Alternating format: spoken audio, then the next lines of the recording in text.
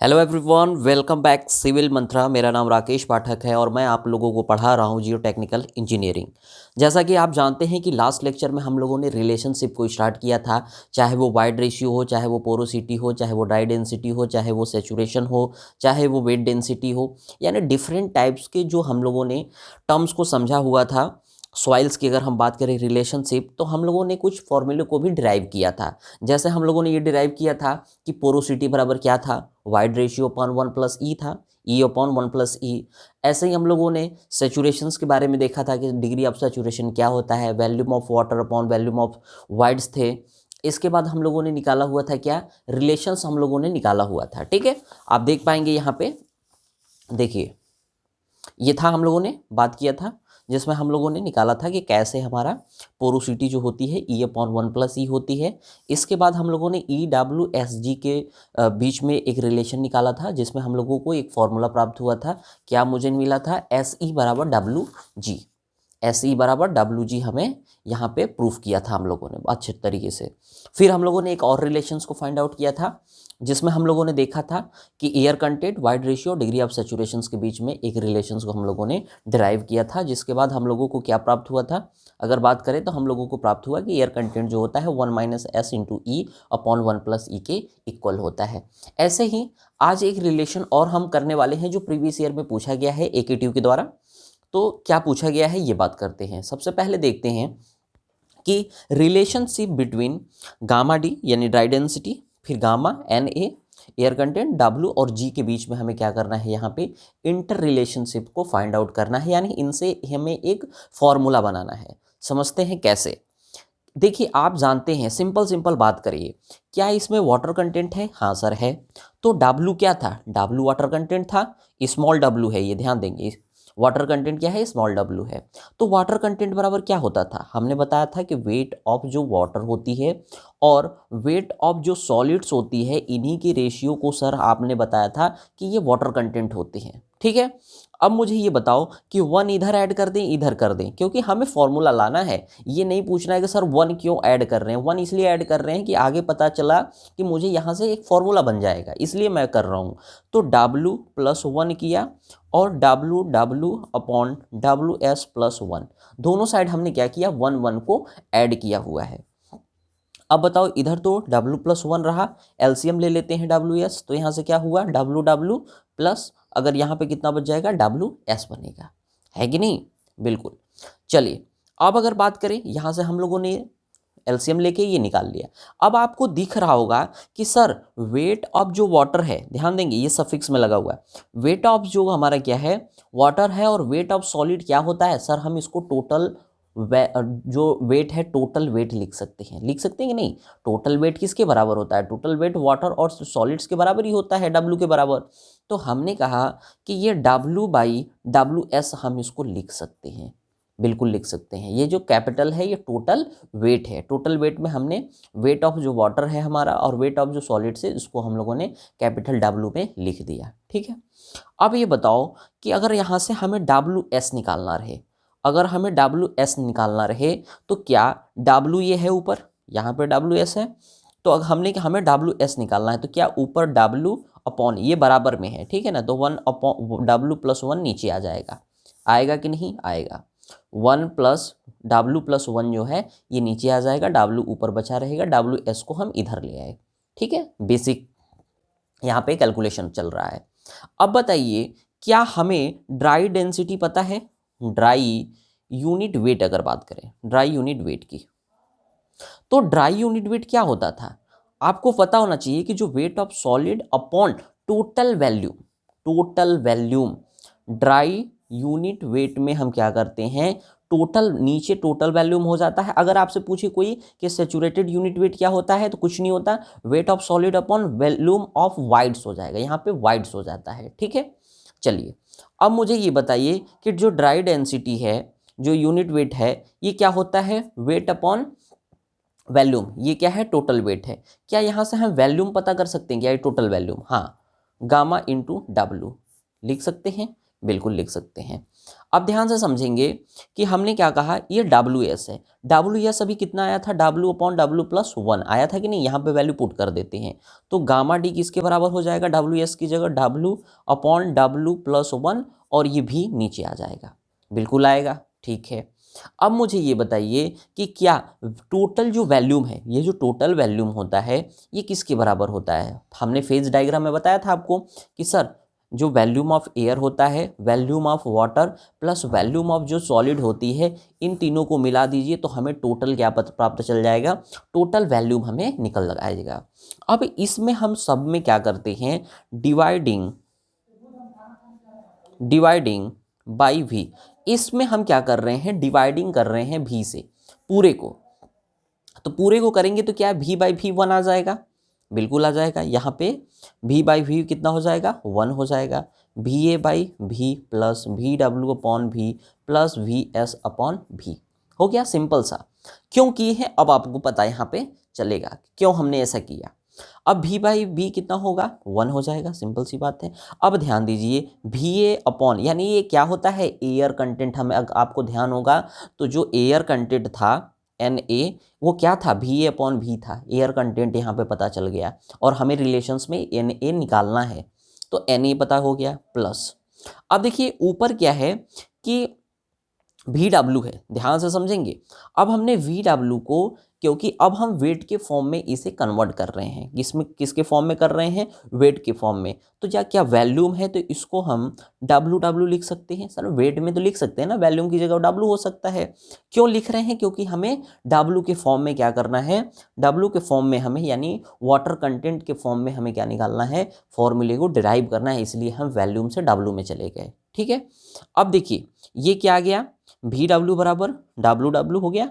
अब total volume, तो क्या टोटल वैल्यूम जो है उसकी जगह हम ये लिख सकते हैं कि नहीं लिख सकते हैं, लिख सकते हैं, गामा इंटू डब्ल्यू लिख सकते हैं, गामा इंटू डब्ल्यू। वेट के फॉर्म में ले रहे हैं तो इसको यहाँ पे डब्ल्यू लिख देंगे। ठीक है, वाटर कंटेंट के फॉर्म में डब्ल्यू प्लस, अब यहाँ पे वी एस है तो इसको भी वेट ऑफ सॉलिड कर देते हैं अपॉन।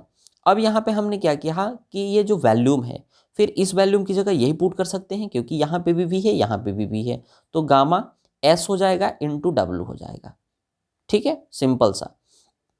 अब हम यहाँ पे क्या करने वाले हैं, यहाँ पे हम क्या करने वाले हैं, यहाँ पे निकाल, देखिए एक वैल्यूम ये है, ठीक है ना, तो ये gamma W into V V V V V, यहाँ पे वी होगा, कोई बात नहीं, यहाँ पे वैल्यूम होगा ना, वेट तो हम नहीं होगा नीचे, ठीक है ना, वैल्यूम होगा। ठीक है, अब यहाँ पे अगर हम बात करें कि सर ये आपने कर लिया, अब मुझे ये बताइए कि इससे फ़ायदा क्या होगा, एन ए वन माइनस इसको इधर कर दिया।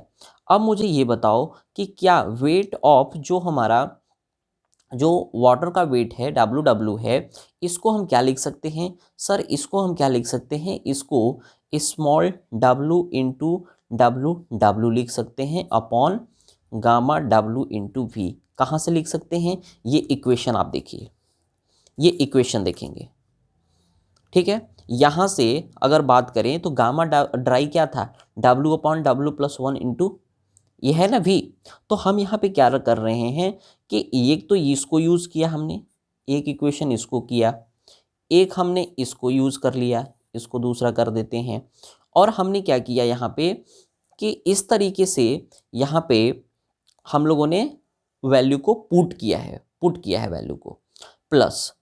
ठीक, डब्ल्यू एस तो ठीक है अपॉन, अब गामा इसको हम क्या लिख सकते हैं, इसे हम लिख सकते हैं जी इंटू, इसे हम क्या लिख सकते हैं, जी इंटू गामा डब्ल्यू इंटू भी, तो भी ही रहेगा। ठीक है, गामा एस। अब यहाँ पे हम करने वाले क्या हैं कि ये हमारे पास एक इक्वेशन बनता आ रहा है, इक्वेशन बनता चला जा रहा है। अब हमें ये भी पता है कि जो W है, इस W को तो छोड़ेंगे, अब जो हमारा क्या है जो डब्ल्यू है और जो V है, यहाँ पे हमें क्या मिल रहा है कि अगर हम इस वेट को, वाटर कंटेंट को अगर हम सॉलिड में चेंज करते हैं तो हमें क्या प्राप्त होगा।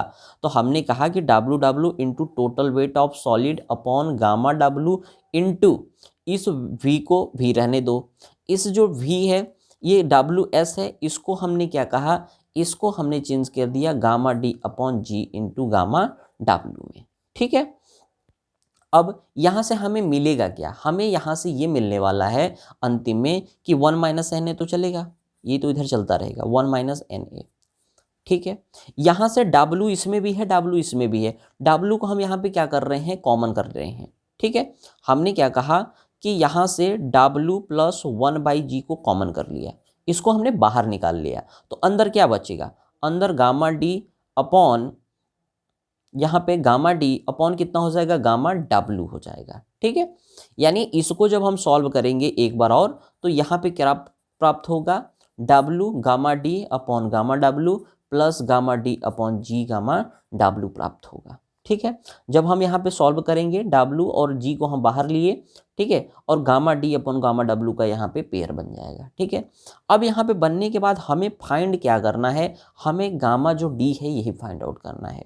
हमें क्या फाइंड आउट करना है, गामा डी। जब गामा डी को हम इधर लाएंगे, गामा डी फाइंड आउट करना है, तो गामा डी जब हम निकालेंगे तो ये क्या होगा, इसके साथ जाएगा, बिल्कुल जाएगा, जी और गामा डी, यहाँ पे जी का एलसीएम ले लेंगे, ध्यान देंगे, जी को एलसीएम ले लेंगे तो डब्ल्यू प्लस जी यहाँ पे बच जाएगा। ठीक है, तो हम यहाँ पे कैसे निकालेंगे, तो गामा डी बराबर क्या फॉर्मूला निकलेगा, 1 minus N A G gamma W upon 1 plus W G, ये हमारा क्या होगा, फॉर्मूला निकल के आएगा, जो कि बहुत ही इंपॉर्टेंट है, ये प्रीवियस ईयर में पूछा गया है। आपको बस ना इसमें एक ट्रिक आप समझ जाइए कि हमें निकालना क्या है, फॉर्मूला थोड़ा सा याद करना पड़ेगा, क्योंकि बाद में अगर फॉर्मूला नहीं पता रहता है तो वो टिपिकल हो जाता है निकालना। अगर हमें पता है कि फॉर्मूले में निकालना क्या है, तो हम डायरेक्ट अप्रोच यही होता है कि हमें जैसे भी करके हमें इस फॉर्मूले को क्या करना है, लाना है। ठीक है, अब इस पे क्या होगा कि आपके एग्जाम में बेसिक डायरेक्ट इसी फॉर्मूले पे, या जो पहले फॉर्मूला हम लोगों ने किया उस पे क्या पूछ लिया जाता है, छोटे छोटे न्यूमेरिकल पूछे जाते हैं, बहुत ज़्यादा लंबा चौड़ा नहीं पूछा जाता, छोटे छोटे क्या है कि आपको पूछ लिया जाता है कि बताओ ड्राई डेंसिटी कैसे निकालेंगे, एयर कंटेंट दिया रहेगा, स्पेसिफिक ग्रेविटी दिया रहेगा, गामा डब्ल्यू दिया रहेगा, तो इस तरीके से हम क्या करते हैं, निकाल लेते हैं अपने गामा डी को। अब देखिए, अब हम बात करने वाले हैं क्ले मिनरल्स की। आप जानते हैं कि सॉइल में क्ले मिनरल्स में अगर बात करें तो कुछ हमारे पास क्या है, मिनरल्स होते हैं सॉइल में, जैसे कैलोनाइट, इलाइट, मोंटमोरिलोनाइट। अब इनके बारे में ना बहुत ज़्यादा पूछा गया है प्रीवियस ईयर में भी, और आने के भी चांसेस हैं, तो हम बात करते हैं किसकी, क्ले मिनरल्स की। हम क्ले मिनरल्स की बात करेंगे। ठीक है, तो यहाँ पे क्ले मिनरल्स की अगर हम बात करें, समझेंगे कि मिनरल्स पहले कितने टाइप्स के होते हैं। अभी हमने 3 मिनरल्स का नाम बताया, सबसे पहले समझते हैं कि क्ले मिनरल्स, क्ले मिनरल। देखिए, बेसिकली जो क्ले मिनरल्स है, इसमें 3 टाइप्स के मिनरल्स के बारे में हम लोग पढ़ते हैं। 3 मिनरल्स का नाम क्या है अगर कोई पूछ दे, तो पहला हम क्या कहेंगे, कैलोनाइट। ठीक है, कैलोनाइट पहला हो गया, कैलोनाइट। दूसरा इलाइट, दूसरा क्या होता है, इलाइट, इलाइट। तीसरा क्या हो गया, मोंट मोरिलो नाइट। ये बेसिकली 3 टाइप्स के हमारे पास क्या होते हैं, बेसिकली ये हमारे पास 3 टाइप्स के मिनरल्स हैं, तीनों मिनरल्स हैं। ठीक है, अब इनके बारे में थोड़ा सा हमें डिस्कस करना पड़ेगा, क्योंकि ये एग्जाम में पूछा भी गया है, तो इसके बारे में हम चर्चा करते हैं थोड़ा सा। देखिए, ये जैसे नोट्स है, ये हमने नोट्स को बनाया हुआ है प्रॉपर तरीके से, तो आपको समझाने के लिए ये बहुत हेल्पफुल करेगा। ठीक है, तो देखिए समझेंगे, अल्टीमेटली क्या है, हमारा जो गोल है वो यही है कि एग्ज़ाम को अच्छे से कवर करना और एग्ज़ाम में अच्छे मार्क्स को लाना। ठीक है, देखिए अगर बात करें यहाँ पे, आप देख पा रहे हैं कि हम यहाँ पे क्या कर रहे हैं, यहाँ पे डिफरेंट क्ले मिनरल्स की बात करें, तो सबसे पहले क्ले मिनरल्स होते क्या हैं, सबसे पहले अगर बात करें तो यही अगर पूछ लिया जाए कि होते क्या हैं, तो हम यहाँ पे देख सकते हैं, क्या देख सकते हैं कि sir it is the mode of, ये मोड होता है किसका, स्टैकिंग। स्टैकिंग मतलब जुड़ना, स्टैकिंग मतलब क्या होता है, जुड़ना। एंड यानी इसमें क्या करते हैं, ये जुड़े होते हैं एंड बेसिक क्रिस्टल सीट में, ये क्रिस्टल सीड्स में क्या होते हैं, मिनरल्स जुड़े होते हैं, ध्यान से समझेंगे।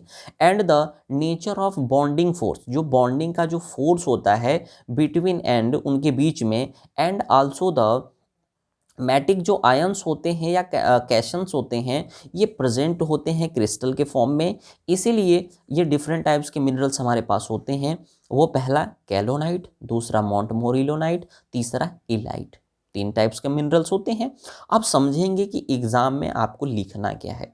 एग्ज़ाम में जो डेफिनेशन आप देख पा रहे हैं बिल्कुल स्टैंडर्ड है, क्योंकि बुक में आप कन्फ्यूज़न बहुत ज़्यादा होती है।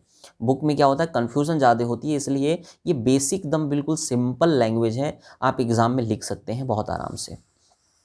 इसके बाद कैलोनाइट की बात करते हैं। देखिए, कैलोनाइट में अगर कोई पूछ दे कि ये बताओ कि कैलोनाइट में आप कह रहे हो कि ये मिनरल्स होते हैं, तो जो सॉइल्स होती है वो उनके अंदर, या जो मिनरल्स होते हैं वो कौन से, उसके अंदर कौन से बॉन्ड से वो जुड़े रहते हैं, आपस में जो सॉइल है वो कौन से बॉन्ड की द्वारा ये जुड़े होते हैं। तो हम यहाँ पे क्या कहेंगे कि सर यहाँ पे हाइड्रोजन बॉन्ड के द्वारा ये क्या होते हैं, जुड़े होते हैं। जैसे ये एक मिनरल्स ये है सॉइल का, एक मिनरल्स ये है एल्युमिनियम सिलिका है, एल्युमिनियम सिलिका है। इसको किस इस तरीके से रिप्रेजेंटेशन करते हैं, ध्यान से समझेंगे। इस तरीके से हम क्या करते हैं, रिप्रेजेंटेशन करते हैं। अब एक मिनरल्स और दूसरे मिनरल्स के बीच में जो फोर्स लग रहा है, या जो हम कह सकते हैं इनको जो बांध के रखा है आपस में, वो कौन बांध के रखता है, हाइड्रोजन करता है। किसके लिए, कैलोनाइट के लिए। इसी तरीके से अगर हम बात करें किसकी, इलाइट की, तो इलाइट में क्या बांध के रखता है, उसमें हमारा क्या होता है कि जो पोटेशियम होता है वो क्या करता है, बांध के रखता है। मोंटमोरिलो में वंडरबॉल फोर्स होते हैं, ठीक है।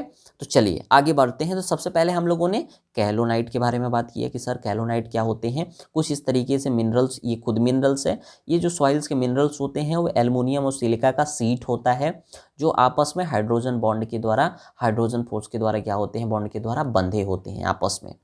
अब बात करते हैं किसकी, अब हम दूसरा जो बात करने वाले हैं मिनरल्स की, सब मिनरल्स की बात करेंगे। तो आप एग्ज़ाम के लिए, आपके एग्ज़ाम के लिए बहुत इंपॉर्टेंट है। आप थ्योरी क्योंकि लिखेंगे, 1-2 लाइन में तो होगा नहीं आंसर।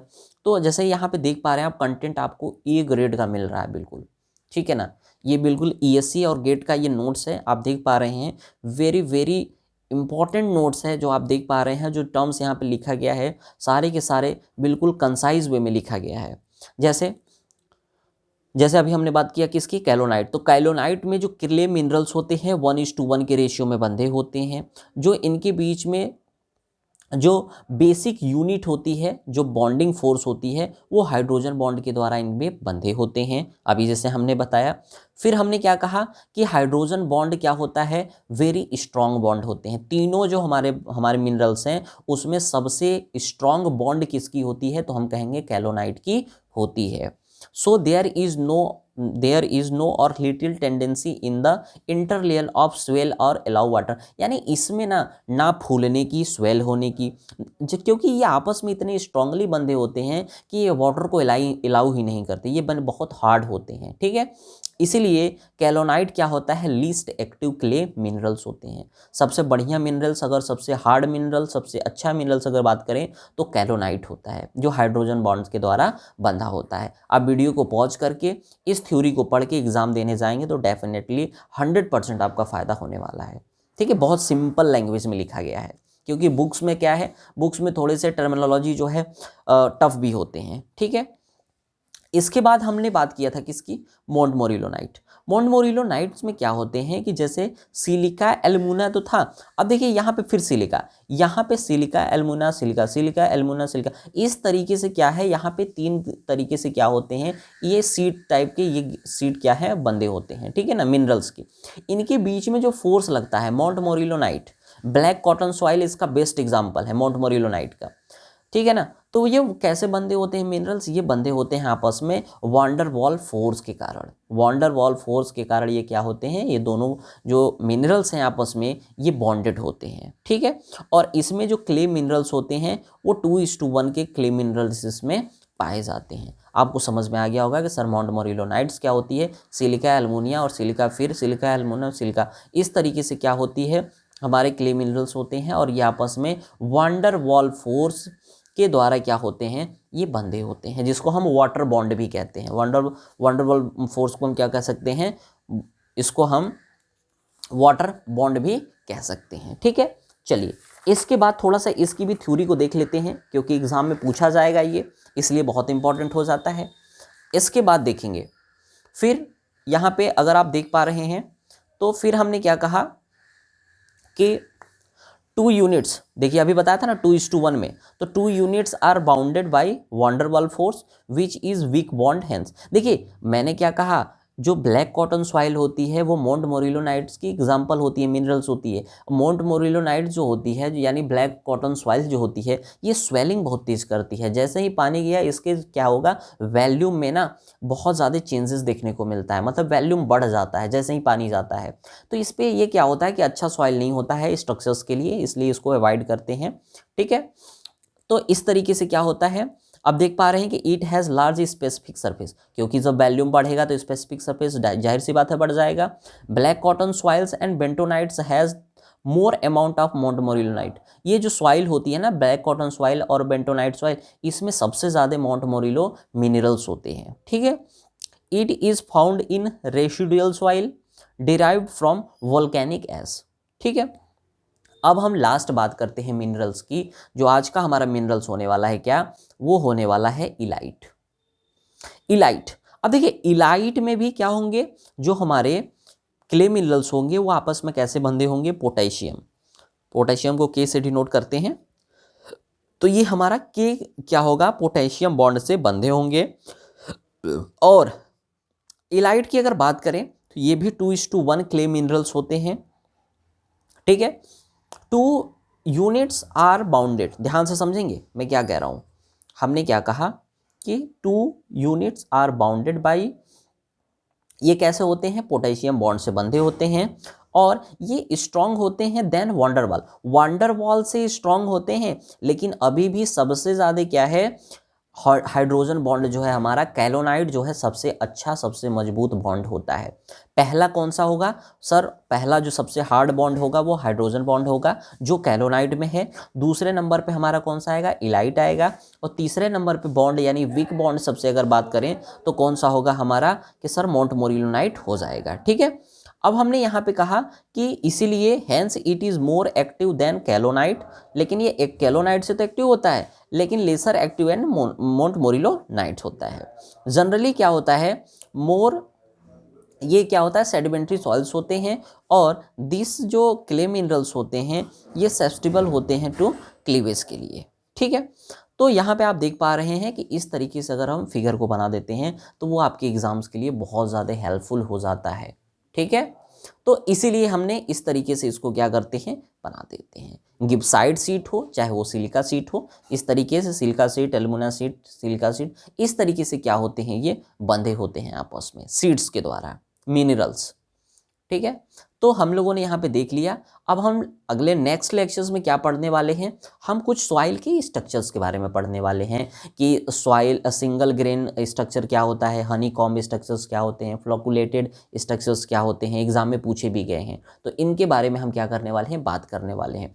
तो आप लोग क्या किया करिए, वीडियो को पॉज करके जो थ्योरी लिखा हुआ है उसको आप रीड करेंगे, आपको डेफिनेटली 100% फ़ायदा होने वाला है। एग्ज़ाम से पहले देख के जाइए वीडियो, आपको बहुत ही मज़ा आएगा एग्ज़ाम में आपको लिखने में भी, क्योंकि जितनी भी टर्मिनोलॉजी है बहुत इजी वे में इसे यहाँ पे समझाया गया है।